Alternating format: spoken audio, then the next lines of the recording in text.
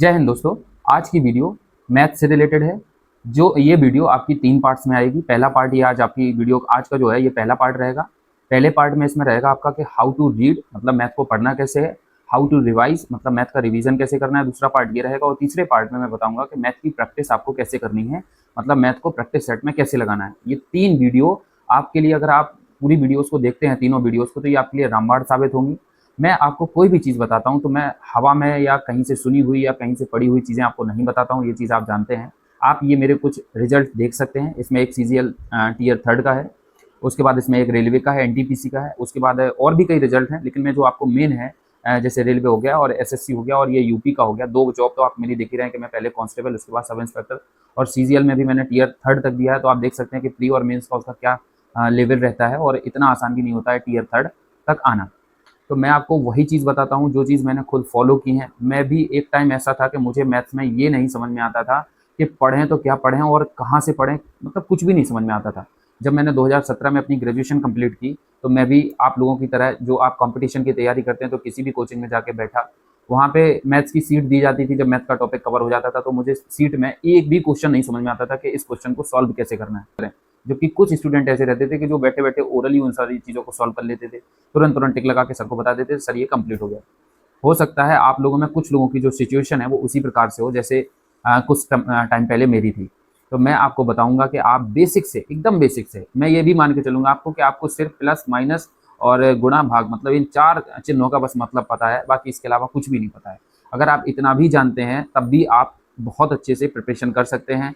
और मैथ को मैं ये मानता हूँ कि अगर मैथ को आप थोड़ा बहुत भी टाइम देते रहे सही तरीके से, तो आप मैथ में 100% आउट ऑफ 100% स्कोर कर सकते हैं। ये मैं आपको सिर्फ इस आधार पे नहीं कह रहा हूँ कि आप कर सकते हैं, मैंने खुद किया है, वो चीज़ मैंने आपको दिखाई भी है, उस आधार पे मैं आपको बता रहा हूँ कि आप भी कर सकते हैं।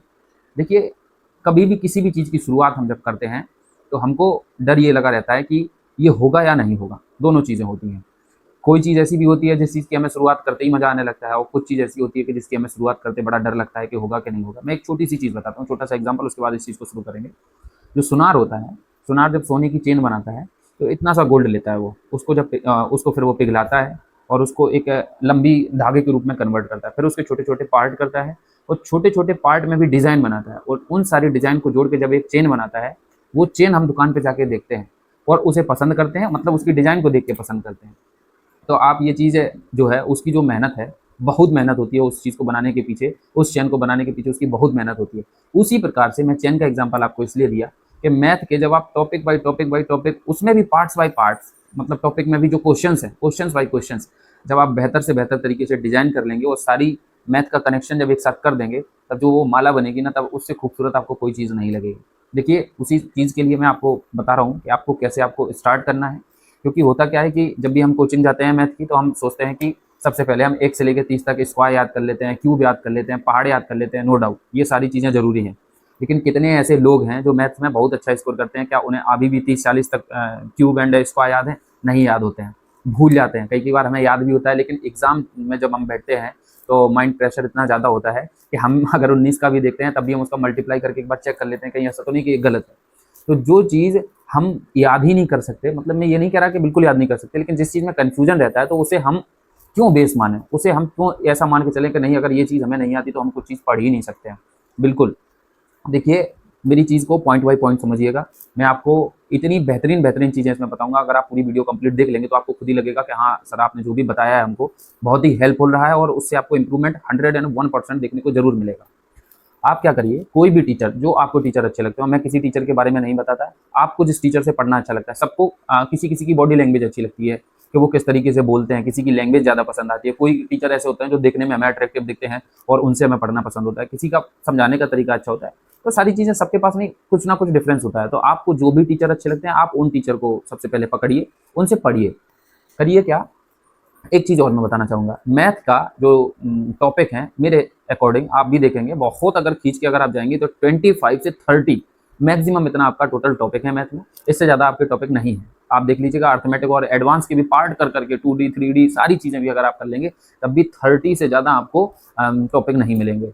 और अगर मैं आपको एक और इंटरेस्टिंग चीज़ बताऊँ, हर टॉपिक में मैक्सिमम से मैक्सिमम, मतलब अधिकतम अगर आप जाएंगे तो 50 प्रकार, मतलब हर टॉपिक में 50 से ज़्यादा टाइप के क्वेश्चन आपको नहीं मिलेंगे।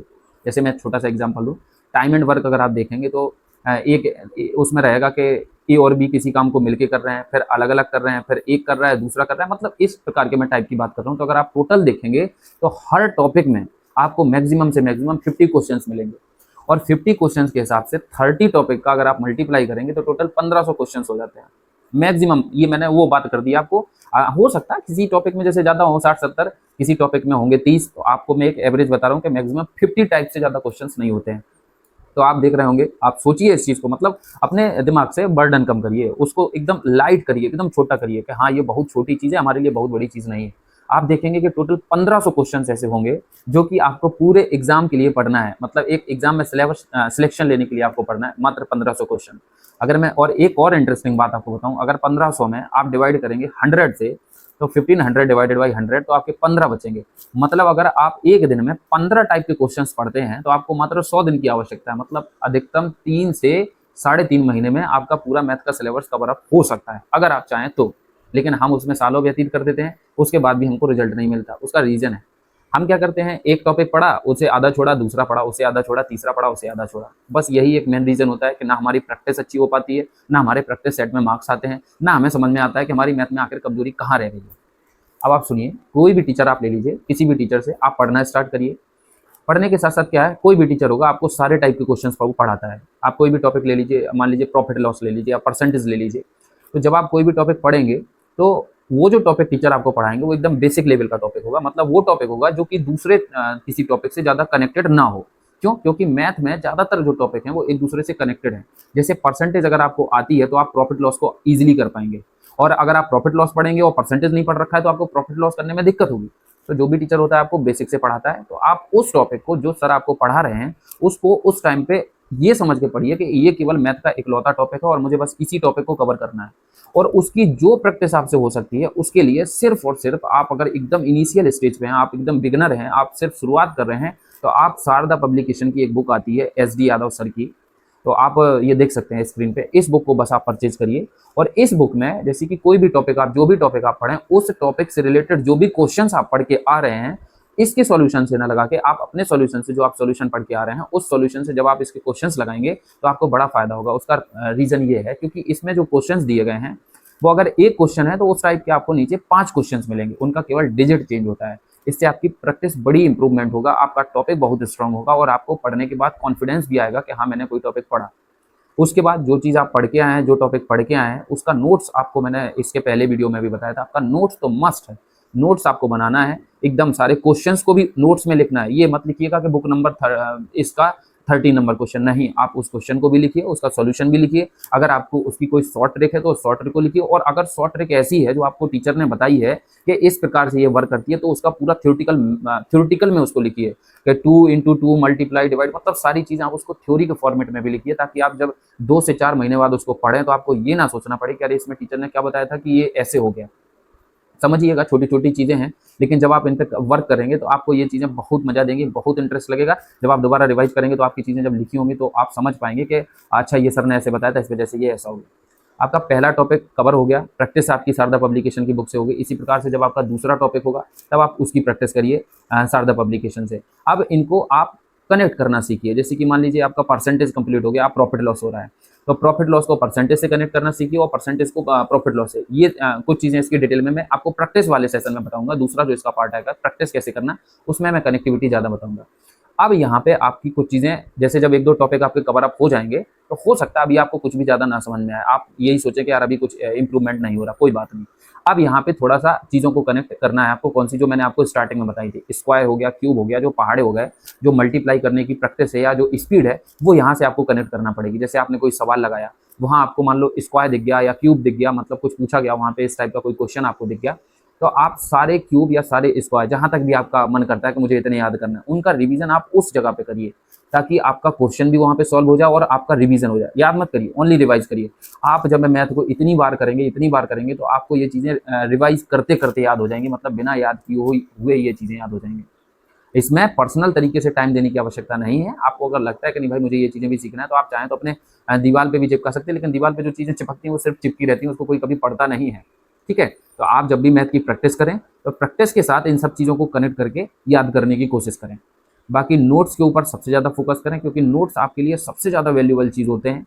एक बार पूरे के पूरे सिलेबस को कंप्लीट करें, किसी भी टीचर से करें, बेसिक लेवल से उनसे पढ़ें, उनसे सारे डाउट पूछें, सारे नोट्स अपना प्रिपेयर करें कि हाँ मेरे सारे टॉपिक कंप्लीट हो गए। और शारदा पब्लिकेशन की जो बुक है, सिर्फ और सिर्फ अगर आप इनिशियल स्टेज में, तो सिर्फ इसी बुक को करिए। आपको इसके अलावा किसी भी दूसरी बुक को करने की आवश्यकता नहीं है। सबसे पहले आप इसे लगाइए। उसके बाद जब आप थोड़े मास्टर हो जाएंगे, जब आपको लगने लगेगा कि नहीं मैं इंप्रूवमेंट कर रहा हूँ, तब इस बुक को स्किप करके आप दूसरी बुक पे जाइएगा, चाहे किरण पे जाइए, चाहे राकेश यादव सर की बुक पे जाइए, जो मैंने बता रखी है।